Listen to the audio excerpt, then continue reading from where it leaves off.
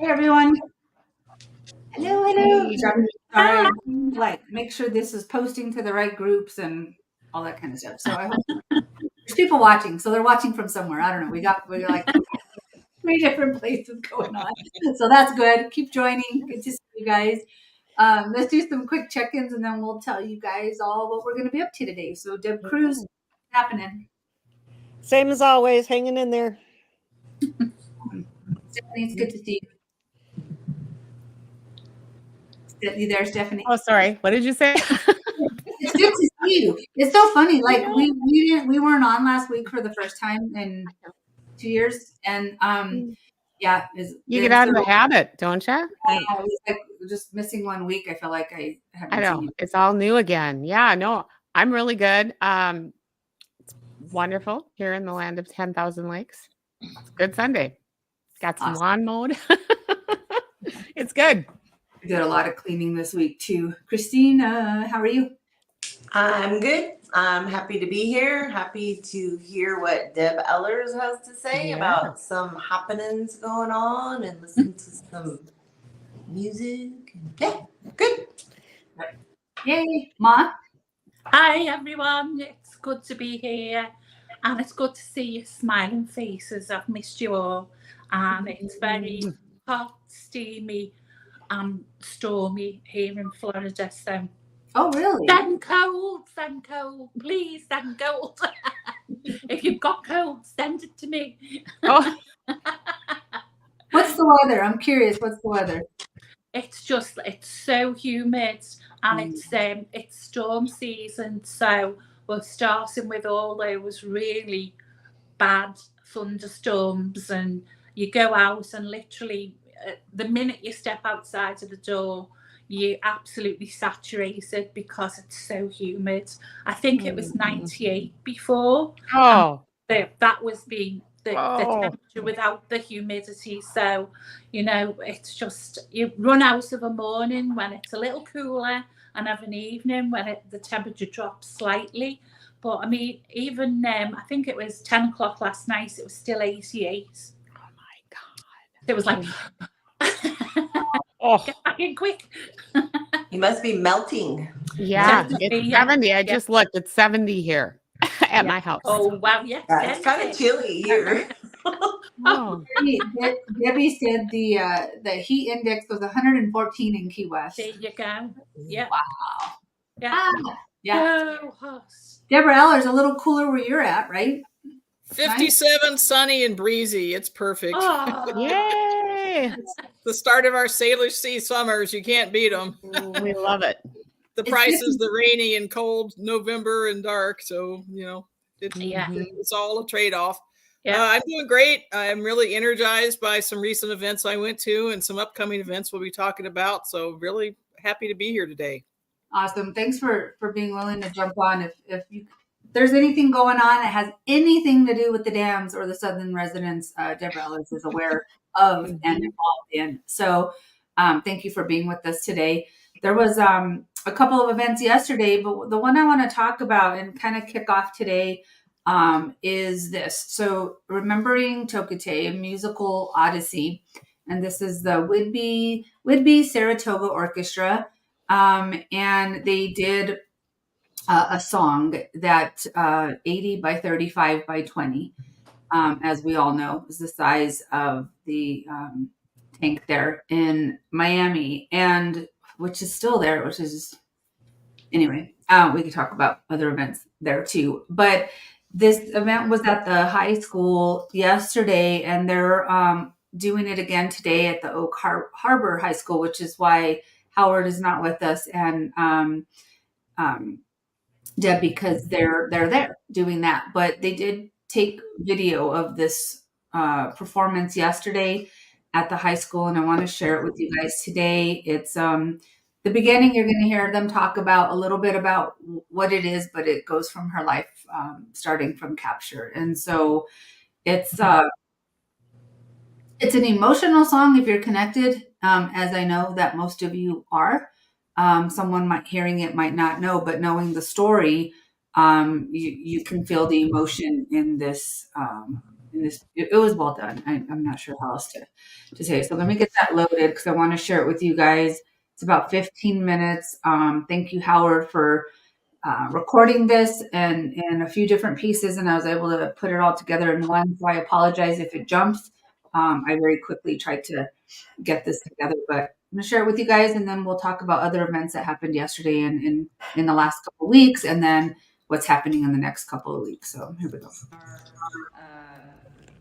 Our resident orchestra named TokiTV was taken to Florida, and so last March they decided that they were going to bring TokiTV back, and in August TokiTV died from renal failure and never made it back. And Nicholas Sasse, who is here in the audience today, I know he's here somewhere. Up there he is, right there.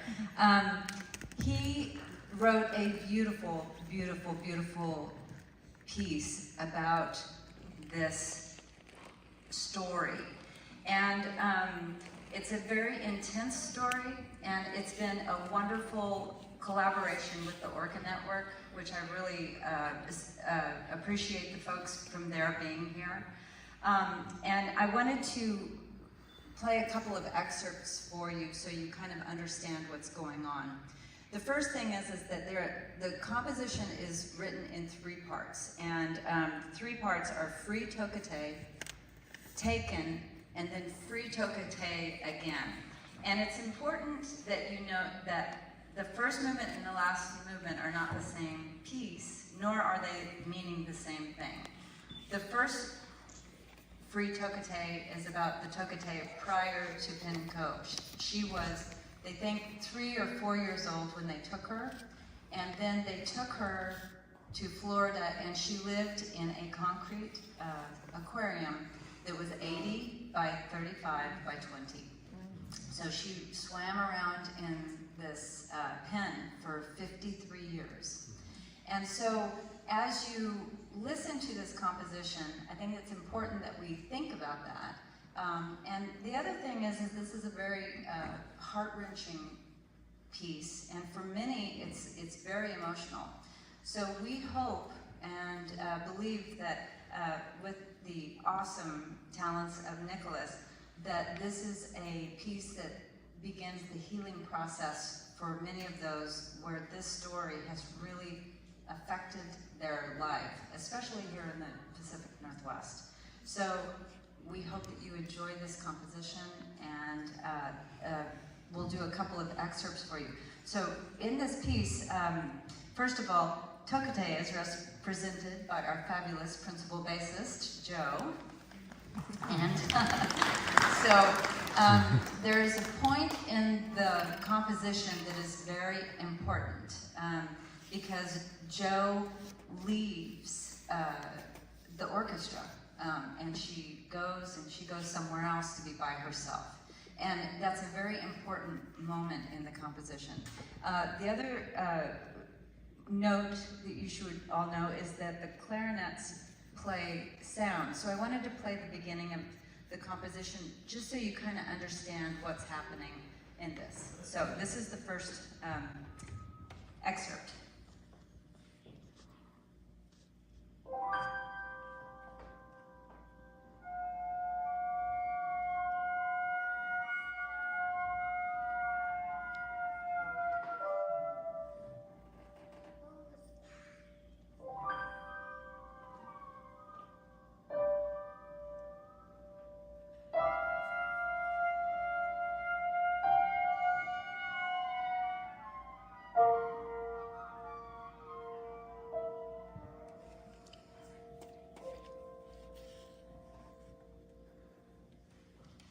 So just to give you a little feel, there are some of the sounds that are being performed by the clarinet. The second spot is called Caught in the Net. And this is where the boats are approaching, and this is a feel of what it's like for these mammals to be in these huge nets that they're trying to bring TokiTV onto the boat. So this is Caught in the Net.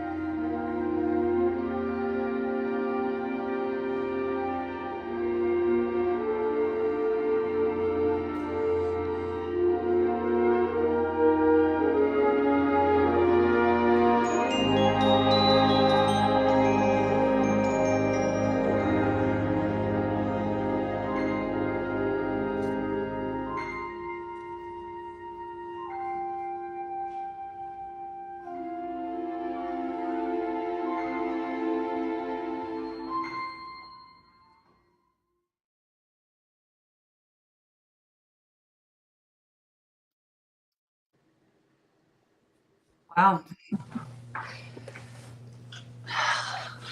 Yeah. Rob, Deb Cruz, What? any thoughts? Not now because I'm gonna cry. Yeah. Yeah. How do you capture 53 years, and like Alma said, such an emotional ride. Bravo. They did that. The beginning was really jarring. And I could see these guys who are on screen. I could see them off to the side while that was playing, and all of you just kind of jumped like, whoa, and the look of almost horror at the sounds that were playing was just jarring. But to understand the journey, they did a good job, and I just, my hands are up to everyone who remembers her in whatever way they can, tells their story, uses art, music, words, prayer, ceremony, all of it, to honor her and each other. And they did a wonderful job. So to the Saratoga Orchestra of Whidbey Island, yeah, good job. Brilliant, absolutely brilliant. Hauntingly beautiful, really, Yes. is the way I would describe it, because it was really well done. Yeah. It It's felt amazing. like, yeah, it Amazing how they can make those calls with the instruments. I was like, oh my God. Yeah. It felt like it was her. They did such a great job. Mhm. I really wish there would have been some way that she could have heard that at the time. Yeah. But I know she can hear it now. But I was going to say, she hears it. I know. Yeah. Wow. They're getting ready to do their second performance at Oak Harbor High School. Here in about half an hour or so. I don't know if anyone's in Oak Harbor wants to jump off the live stream and get over there to go hear this. But just really well done. I knew that was going to be hard to hear. I was putting the pieces together because Howard sent it to me in different clips, and but I didn't hear it all, and I wanted to hear it all with you guys. And sorry to put you on the spot first, Deb Cruz, but I couldn't really speak. Right after it finished, I couldn't speak, so I was like, Deb Cruz, anything you want to say? No, I couldn't either. Still can't. Yeah. It's really well done. What I'll probably do is after the show, I'll take just that video and post that, so that you guys could share that. It's like 17 minutes. And, but again, how do you capture 53 years? Okay. So that's something that happened recently. That was yesterday. The Bellers. I'm not sure how to move on from that, but do you want to, which would you like to talk about next? Would you like to talk about the parade, or would you like to talk about what you got? I'll do my best to follow you. Okay. Well, I got to say, I can hardly talk myself after watching that performance. Every time I'm reminded of that capture, I just can't believe how humankind could be so cruel. But I agree that TokiTV would have loved that tribute to her, and overall, it's just a marvelous piece. So it's hard for me to talk after that. So why don't we talk about the parade that happened at the same time yesterday? That amazing piece was being performed on Whidbey Island. So Port Townsend, where I live, it's basically west of Seattle. And every year we have this Rhodey Fest, which is celebrating the arrival of spring with the rhododendrons blooming here. Rhododendron, by the way, is Washington state flower. It grows wild and is quite lovely and in bloom right now. So every year Port Townsend has this Rhodey Fest, and as part of that, there's what they call the Grand Parade. The Rhodey Fest has been going on since the 1930s, so this is a big deal. It is a major, major deal for the town of Port Townsend. So there's events going on, like there's pet parade and a kitty trike race and bed races and all this kind of small town Americanas all week. But on Saturday is the culminating grand parade. And there's over 100 entries, and we have everything from the proverbial marching bands from all around the region that come. We have clowns. We have trucks from the local building contractors. We have politicians who come. Ooh. Since our Orca Pod was formed back in, we've been marching every year since 2017. And we always have signs, and it's usually very, very well attended by our Orca Pod. So this year we were honored. We have a couple of new pod members from Whidbey who came over, including Deb, who unfortunately can't be here since she's doing the Oak Harbor concert. Came over from Whidbey Island, and it was very spirited. There were probably about 10 orcas in costume. And really cool, there's some Whidbey folks that have created, you can see it's a sculpture of TokiTV right there. They've built it. It's non-motorized, so it's environmentally correct. It's built on a hand cart, and it's really well done. So our pod followed this wonderful TokiTV. We call it a puppet. It's like a giant puppet. And so that was incredibly inspiring. So it's I guess something of a coincidence while that beautiful piece was being performed at Whidbey, which is right across from us. We can see it from here in Port Townsend. We were having this parade, and we were following TokiTV and honoring her memory. And most of our signs related to breaching the dams and feeding the orcas. So I think we made quite an impact. We handed out stickers along the way to the crowd. And at the end, the announcer has a little description of each group passing by. So we have a few sentences about what our Orca Pod does, advocating for their southern resident orcas. But I was really thrilled to hear the announcer read our sign that says, "Breach now, save the salmon, save the orcas." And it's like, yeah, thousands of people are hearing this announcer saying this. And the spectators lining, it's literally hundreds of people. And I'm sure it does amount to several thousand people watching it. So it was a lot of fun, very energizing, and we just had a great time. It's always a good time to get out and actually enjoy yourself and have fun doing these things. Yeah. You good if I show some video from that? No, please do. All right, let's check it out.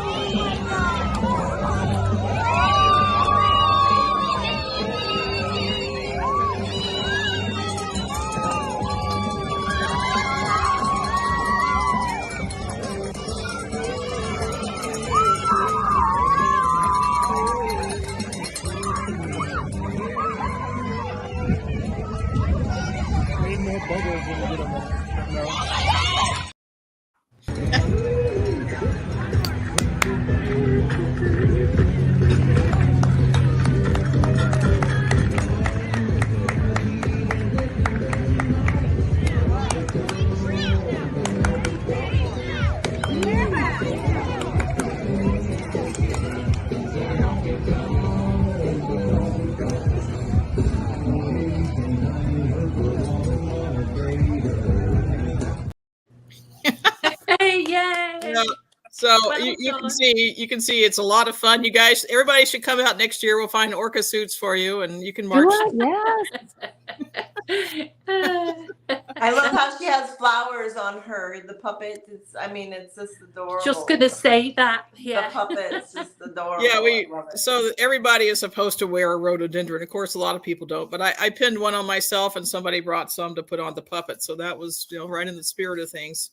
She was draped in cedar, and then she had the rhododendron, so she was very beautiful. Oh, Really well done. Yeah. And That's so so good. I really thank the creators of that magnificent TokiTV puppet, because they had to bring it over on the ferry, which if you're local, you know Wow. that's a major wow. undertaking to make Oh, my reservations goodness. and get across. And the parade makes things crazy, so the parking is like just beyond impossible. So my hands go up to them that Mike and Doe brought that over from Whidbey.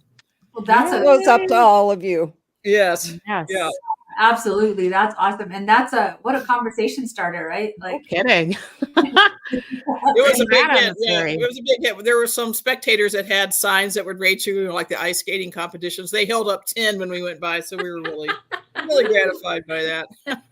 yeah, I'm telling you though, like whether it's a massive puppet or a T-shirt or a sign. Deborah, I talked to her earlier, and she said that everyone was on the ferry and had their signs, and they were talking to people that had no idea, and someone who had no idea about Sk'aliCh'elh-tenaut's, and so they talked about her, and this woman was just in tears, and she's probably watching now because just spreading awareness wherever you go. I mean, and how many people did you say attend that? Thousands. There were thousands of spectators. Wow. Yep. So there's always this tension between, doing events that people like Christina and Deb and myself and Deb Cruz, like we know the issues and like, are you preaching to the choir? So even though sometimes it feels frustrating, I think it's very important to get out to these more public events and, make your cause known. And people do love the orcas. They just, Absolutely. like little kids would see our orca pod coming and just break out in smiles, and we had the bubble machine to add to the fun, and it was just really, really great. I'm glad we did it. I'm always each time it's like, oh, this is too much work, and then it's like, oh, this is so much fun. Right? Always. So is Noop going to be at Ski to See? Yeah, we'll talk about that later, Deb. Yeah, that's Okay. that's on my list of upcoming events. Yep. Excellent. In talking about things that have happened, though, I actually spent the first part of May on the lower Snake River with the Palouse people. The Palouse tribe was, of course, they're the original people of the lower Snake River. They were the ones displaced when the dams were built. If anybody has seen the documentary Dam to Extinction, there is one featured character, Carrie Nightwalker Schuster, who talks about growing up on the lower Snake as a little girl on their family's ancestral lands. They'd been there for literally thousands of years. And they got forcibly removed for the construction of Ice Harbor Dam in 1959. So Carrie talks about that. The Army Corps of Engineers literally forcibly removed them in a car because they wouldn't leave. And they also dug up, the Army Corps had archaeologists that dug up her ancestors' bones and hauled them off. Her ancestor had been buried in a canoe. And it's just unbelievable desecration, and just outrageous what happened. So these are the Palouse people. They have not gone away. They're still around. They come back to the river every year for a family gathering. And then last year they started reviving their canoe traditions. So they did a canoe journey last year. And I wasn't part of that. I wasn't even aware it was going on. But this year, Deb Cruz and I got involved pretty early on with Ione Jones, who is Carrie Nightwalker's niece and continuing the work. And with the second annual Palouse, and they were calling it the Healing Canoe Journey, to return back to some of the important ancestral sites and to actually engage in gathering some of their traditional plant foods that would come out this time of year. So I was involved and I went over for that. And it's kind of like that orchestral piece we just listened to. It's very hard to describe in words what happened, but it was such an emotional experience to be there and to see a traditional dugout canoe on the lower Snake, which it's still dammed and it looks like a reservoir, not a river, but you can just feel the river's power is like underneath that reservoir. And these Palouse people want to bring it back. So I'm really getting behind trying to have tribal folks supporting them in their work, because I think, as the Klamath Dam showed, it's supporting the tribal and indigenous people. That's the way to move forward here. They have the power legally and morally. So it was an incredible experience. And we had a reporter that came out one day of the journey, and I sent Annette the TV report that she filed. I think it was a really good encapsulation of the canoe journey. You guys want to watch it? Yeah, it's good. This week, the Snake River Palouse tribe had a caravan of canoes paddling down the Snake River for their second annual canoe journey. Our own Toby Solvang got a snapshot of the week-long paddle and what it means to the tribe. The Palouse tribe is bringing back cultural traditions and reconnecting with lands that were lost when the lower Snake River dams went in. Ione Iron Horse Jones spearheaded this adventure that included tribes from all over the state, river advocates and organizations, a documentary filmmaker, and, of course, friends and family. A real community allyship together. Everything gets donated. They started at Lyons Ferry and traveled about 50 miles. But the journey was about so much more than just canoeing down the Snake River. During our off-paddle times, we have been providing rematriation activities, which includes planting some of the original native plants that were grown here. Bobby Fosek rounded up the group for a lesson about native and invasive plants. Roses are really good at holding the bank together, then they protect them because they have thorns. He then led the group in a planting of a wild rose on the riverbank. Everyone was invited to plant some seeds, forming their own personal connection with the land and the river. We really want to include rematriation and each community ally here in ensuring that all of us leave a piece of us here. And so now we're all family. Also along for the journey was a documentary filmmaker, Grace Pancrati. Her latest piece is focusing on Jones and the issues she's bringing attention to. I'm working with Ione on a short film about her work and her family's mission to rematriate the land and bring the bones that were stolen back, bring the people back to the river, get the river running free again. Breaching the dams is one of those issues highlighted by this journey. As the group prepared to launch, one paddler took the opportunity to cast a fishing line. Right away, he had a fish on the line. The fish had a hook and line stuck in its mouth from being caught before, so Basil got it out and released the fish back into the water. We are continuing this cultural and traditional knowledge-based system, and that's what this is it. We're here to let the river guide us and share with us the type of medicines that they need so that the rivers can help restoring our salmon and help protecting the lands from so many wildland fires. For the Palouse, passing down traditions keeps their culture alive, and in journeys like this one, they're leaving a seed of hope in their ancestral lands along the river. This is Toby Solvang with Apple Valley News Now.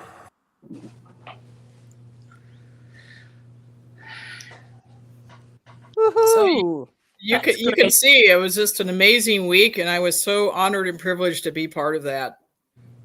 I've done lots of volunteer restoration projects, but I had never transported the plants by native canoes. It was just like the greatest idea ever. It's like, wow, this truly is healing. We're out on the water in the canoes. We're actually planting native plants in Mother Earth. And I'll tell you guys, not to give anything away, but one of the plantings was literally within the shadow of one of the dams. So it was something else. And you got a brief introduction to Gloria Pancrasi there. She was the attractive young woman with the red hair. She's the documentary filmmaker that's documenting Ione's work and has been involved in a number of lower Snake River Dam issues and orca issues in the past. She organized the March for the Dams back in 2020, and she also produced the film Co-Extinction. So I was really gratified to see that Gloria is part of this effort and was there too. So yeah, that was great. And by the way, this is an annual journey, so you can not only come out to next year's Roadie Fest in Port Townsend, you can join Ione and crew on the Healing Canoe Journey. And if you don't think you can make it out, also Ione's work, to me, it's really important work being done. She's got a nonprofit called Giving Voice where you can make donations and help support this incredibly important work she's doing. Okay, great.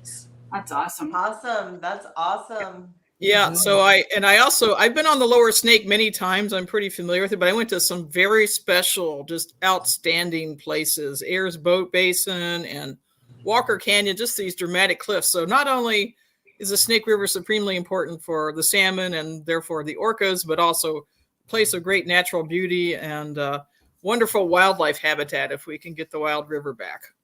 So really energized me to keep up that kind of work. Yay. Deborah, you mentioned Gloria. Right. So Gloria is our guest next week. So that's going to be super exciting. What do you think we're going to talk about next week, Deborah? Oh, I think you'll talk about what Gloria experienced on that journey. She probably has a lot more to say. She might share what her impression was about being by Lower Monumental Dam and what we experienced there. She was out on the water quite a bit, and she accompanied the canoes a lot. She has some, I don't know if she'll have any footage she can share, but she has a lot of amazing insights from being out there on the water with those canoes. And also, I mean, Gloria did a great film, Co-Extinction, so I recommend that one too. It's played at a number of film festivals. I imagine she can give you some clips of that. And then she organized that March for the Dams. What that was a march from Portland, Oregon, where U.S. Army Corps of Engineers is headquartered. And the intent was to go all the way from the Army Corps' headquarters in Portland to Ice Harbor Dam, which is the first of the dams. And that was, that was like about 150-mile march that I was on it. Christina was on it for a while. It started March 1, 2020, and you guys might remember what else was starting about March 1, 2020. So it went about a week and a half, and then suddenly, everything was closing down, and there were people from other countries, including Gloria, I believe, is a Canadian citizen. So it's like everybody was scrambling. It's like, we better get back to our countries while we still can. And so they had to stop the march just as it was getting into eastern Oregon, into like the Dalles and that kind of country. But an amazing effort that Gloria did to highlight that, and I'm sure she'll have a lot to talk about there too. Looking forward to next week with her. Yes, she's just a really fun person to hang out. I was so glad to see her on that journey because we got to catch up and find out what's going on in each other's lives. So those are the past couple of events that I've been involved with. It's really taken up most of my May so far, but we have more events coming up, and one I'm going to this coming weekend, and Deb Cruz is very involved in this one, is Freddie Lane's Gathering of the Eagles, which actually got started today on what this is, and Deb can probably explain it better than I can, but it's essentially the Lummi people doing a mini canoe journey through their ancestral homelands in the San Juan Islands. They cover each of the San Juans, the Lopez and San Juan and Orcas, go through there, and then they come back to the Lummi Reservation next week. They'll be coming back on the coming Friday. And Freddie has a Gathering of the Eagles, and he has these canoe families that do this amazing journey, as well as many people from around the conservation community, indigenous people, conservationists, interested people just show up, and it's a lot of fun. I've been to 2 years prior, and it's always on my list of favorite spring activities. So I'm going to be there starting this coming Friday, and really, really looking forward to it. But the biggest event I wanted to promote for folks is it's called Coast Salish Day, and it's this coming Saturday, May 25th, and it's in downtown Bellingham. And there are essentially going to be a canoe journey they're traveling from the Lummi Reservation over to downtown Bellingham as part of the Ski to Sea weekend, which is a huge race. Deb can talk about it a lot more, but a huge race that goes from Mount Baker down to out all the way out to the sea in Bellingham. That's why it's called the Ski to Sea, and it's multi-sport. You downhill ski, cross-country ski, bike, canoe, run. It's a huge event for Bellingham. And now Freddie, not surprisingly, knowing Freddie, he's involved in a big way. And so he's come up with this huge festival being planned for Saturday. So I'm encouraging everybody from around the region that can get to Bellingham, please do. And our Orca Pod had the special honor is that Freddie specifically requested that our Orca Pod show up in our suits and help lead the procession of the canoes from the water to the park where the gathering is going to be in our Orca suits. So the Orca Pod will be in action again next Saturday. And that's actually where I first met Deborah Ellers. I'll have to say we were gathering for the procession, and Orca tapped me on the shoulder and says, I'm Deborah. And I was like, hey. That's where I got to meet you. I'm really bummed I'm not going to be there this year. It's quite the event. It's wonderful. Me too. It's really fun. It's a lot of fun. Yeah. And so this procession is just a small part of Saturday's events. There's going to be bands and arts and crafts and dignitaries and who knows what all. Do you do anything else? I mean, it's like this big festival that Freddie has planned, right, Deb? Yeah, there's going to be food vendors. They're going to have honoring ceremony, water blessing ceremony, and it's all going to be in the middle of the larger Ski to Sea. So it's going to be pretty spectacular. It's awesome. Yeah, and then it's a multi-day event, though. So if anybody can come to that and then stay over on Sunday, Freddie has a big clam bake planned on the beach, which is super fun and delicious. And also, Winona LaDuke is scheduled to speak on Sunday, and she is an inspirational speaker. If you ever get a chance to see her, whether it's next Sunday or anytime, she's amazing, really amazing. That's awesome. Awesome. Lots going on, cultural, traditional, just. Yep.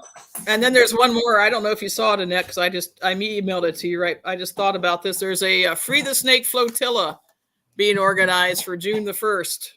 And it's located in Mukilteo, Washington, which is just north of Everett on the water. It's by our friends and allies at Endangered Species Coalition. I've worked with them quite a bit in the past. And I know Karen Anderson Davis, the orca advocate that's been on a number of times, is planning to go. I'm hoping to go if I can work out the logistics. It's kind of complicated when you're on this side of the Puget Sound, but I'm going to try to get over there if I can. So lots going on, and just if you can come, you can. Please do come if you can, and if not, promote it with your friends and support this work by the various good organizations involved.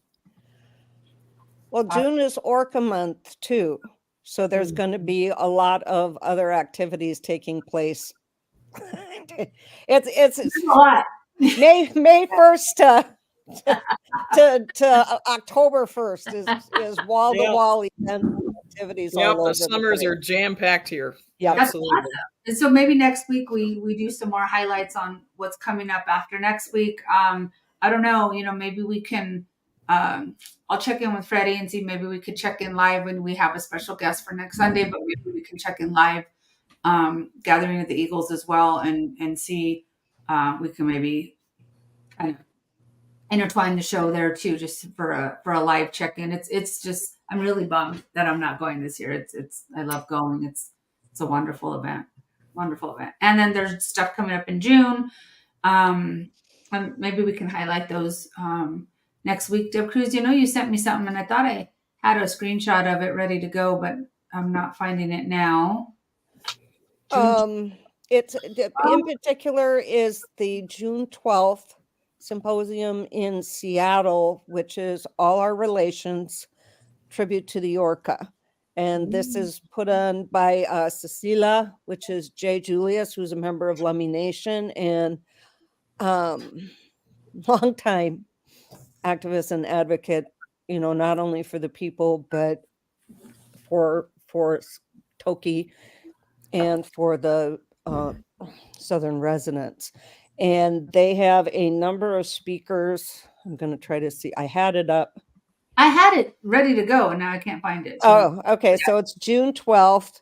And it's at Seattle Aquarium in the Puget Sound Room. And that's on Alaskan Way, Pier 59 in Seattle. They will open the doors at, it looks like 6:30 p.m. And they have guests. They have a Russian Far East, Dmitry Lysidison. Chairman Wheeler from the Nez Perce tribe will be there. Reuben George from Tsleil-Waututh. Chairman Leonard Forsman from Suquamish, and he's also the president of the Affiliated Tribes of Northwest Indians. Chinoa Igawa from Lummi Nation will be doing an honoring song for the orca. Jay Julius will obviously be speaking, and Alyssa Macy, who is a member of the Confederated Tribes of Warm Springs and is also the CEO of Washington Conservation Action. So all those folks are going to be there. And I have to, I don't know where to put the registration link because I'm not sure which Facebook page to put it on. So that's coming up on June 12th. And there's going to be a lot of other things. Awesome. And I could try to get the link up that was on there, try to get that here in the comments in just a minute. But thank you for sharing a lot. There's a lot, and there's going to keep being a lot. I know we're starting to have conversations about something in August, and it's going to be a continue. We have to keep we will always keep going on, and for Toki's legacy, and in this group for sure, and breaching the dams for all the southern resident orcas. So Yeah. I just appreciate all of you so much for your involvement and your contribution and continuing to spread awareness. Again, just a sign on the ferry can spark a conversation. But if you want to create a big, massive orca puppet, feel free to take that along with you everywhere you go too. That'll definitely start conversation. I really do just appreciate it. One other event that happened that we didn't talk about was last Saturday was Empty the Tanks. And that was huge, man. They had, I think it was over 64 locations. And here's our Brandy. Look at her, what she took. Yep, she took her breach signs with her to San Diego SeaWorld. So Brandy, thank you for doing that. Just a few pictures from the Empty the Tanks Facebook page. Argentina, San Diego, Seattle, Portugal, and let's see, we've got Mexico, Spain. I mean, there's just random pictures from these different places. There's some kiddos out there showing support and education. And this, I love this. So in Japan, and at Taiji Museum, where it starts, where those brutal captures and slaughters happen in Taiji. There's a big group of folks that showed up out there. So thank you very much to all those who showed up all over those 64 locations. It's time to shut it down. Yep. Yeah. So thank you everyone for however you advocate, keep advocating. Again, just intention is everything. So stay good, stay kind, stay positive, and stay loud. Absolutely. Yep.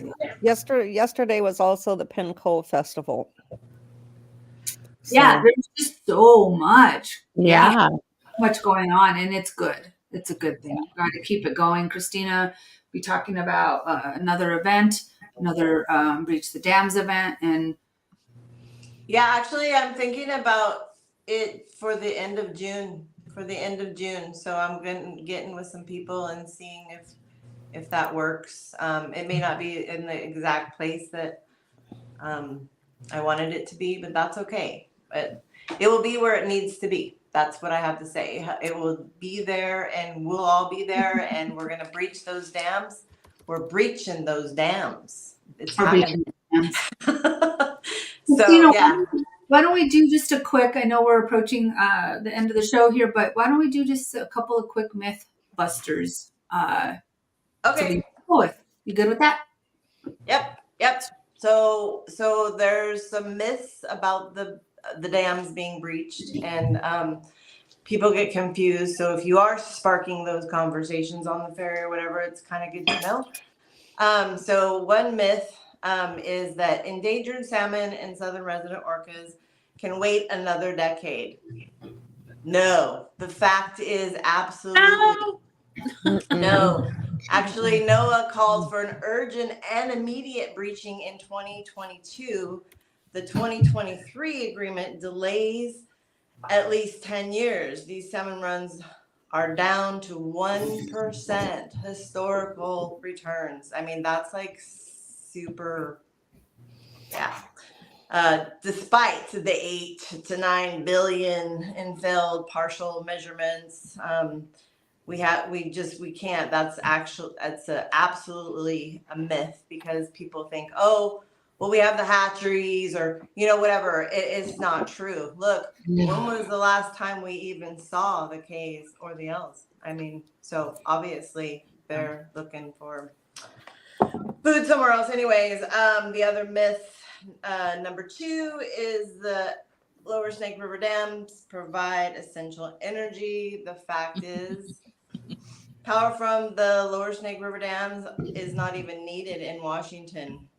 It's poorly timed and often sold at a loss. Aging dams are expensive to maintain and create significant methane pollution. Breaching would free up the grid transmission capacity for truly green energy, while railways can replace dwindling subsidized barge transport. So that's another myth that is just absolutely not correct. And we'll do one more. It's a big one. Sorry. Only Congress can authorize dam breaching. Not true. Not true. Untrue. No. Nope. We all have been getting this pounded into our heads that the executive branch has the authority to order breaching. And that's in accordance with the National Emergencies Act, Endangered Species Act. I mean, so it's obvious that, you know, Biden can do the executive order. And so we just need to keep the pressure on him. And that's the third myth buster. Yes, Mom. Christina, can you just explain about what breaching actually is? Can you tell people about what the best way is to breach? Because a lot of people that I've met think that the whole dam has got to be exploded, and that's not the case. Right. It is in a lot of the cases, though. That's probably why they think that, you know, but yeah, we don't have to blow anything up. Yeah. We don't have to do anything like that. I forgot. I'm not supposed to say that. I hope we don't get shut down. We don't need to do any of that. Actually, it's really simple. It's an earthen burn, and it's just they start releasing some of the water slowly, like gradually, you know, so it's not just like this huge thing. It's actually really gentle, and it's actually doesn't even really cost anything. So, you know, it's like all those other dams that are being, you know, need to like a lot of destruction, you know, that costs a lot of money, and it is very destructive. This one is very gentle, and it's not a big issue at all. It can be done just by the engineers right there. No big deal at all. So why is it a big deal? We don't know. Well, actually we do, but yeah. So that's it. Yep, it's really easy, and we're gonna do it. We're gonna do it. I just know it. I see it. It's happening this year. So we just need to keep the pressure up, have some more big events, and keep spreading the awareness. You know, like wear your T-shirt, put your sign in your yard. I mean, that's a great way to, you know, spread awareness too. So, anyways, I love you guys. You guys are awesome. Everyone is awesome. And I feel it. I even just get the goosebumps, you know, I can just feel the dams are coming down this year. So thank you guys. You guys are all awesome. Every single one of you. Absolutely awesome. I'm so excited. I get to hang out with a couple people this coming week. So I get to meet Dee Jones, which I'm super excited about, and Brandy. Really looking forward to seeing you guys. And I'll leave us with, you know, in the spirit of continuing advocacy and getting to hang out with Dee. Brandy this week, we'll end with Dee Jones' song, Take Me Home. And it's a tribute to all the orcas in captivity. Lots to talk about. We will keep here every single week. Thanks for we needed a little break. I needed a little break last week. It was a long work week. And you know, Mother's Day seemed like a good day to just chill. But that's it. No more breaks. No more breaks for maybe another year or so. So stay positive, guys. Stay positive. Stay true. Stay strong. You know, keep doing what we do. Okay. Yep. Thanks, Deb Ellers, for Thanks. all the great Thanks, everybody. Bye. Love you, Deb Ellers. Thanks for being with us. Bye, everybody. Bye-bye. Oh, I guess I gotta hit play, huh? Here we go.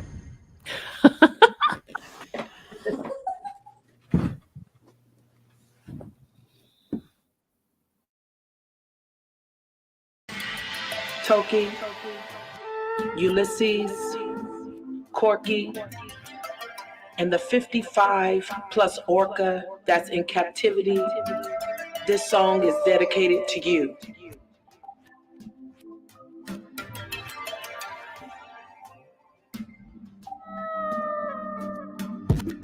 Out on the ocean swimming free, it's where I'm supposed to be. Not living my life in captivity. That kind of life is not for me. Take me home, where I belong, out on the deep blue sea, swimming up to 100 miles a day with my family. Take me home.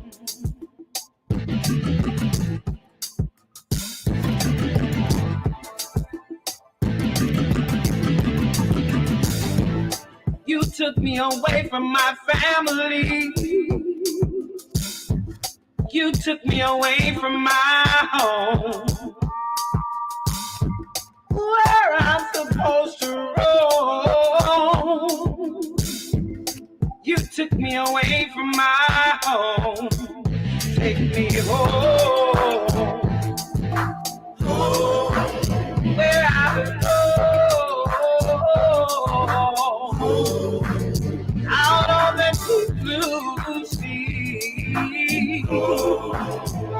Not in aquarium, not in captivity.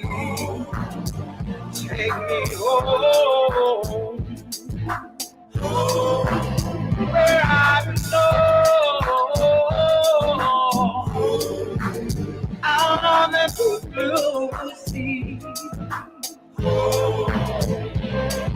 with my family.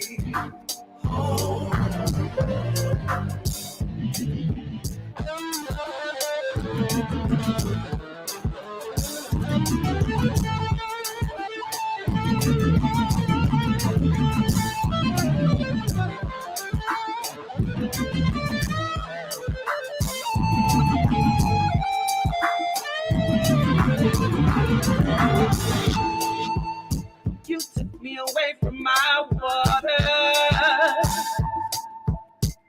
that helped me to thrive for my life. You took me away from my family, who loved me and taught me. Take me home.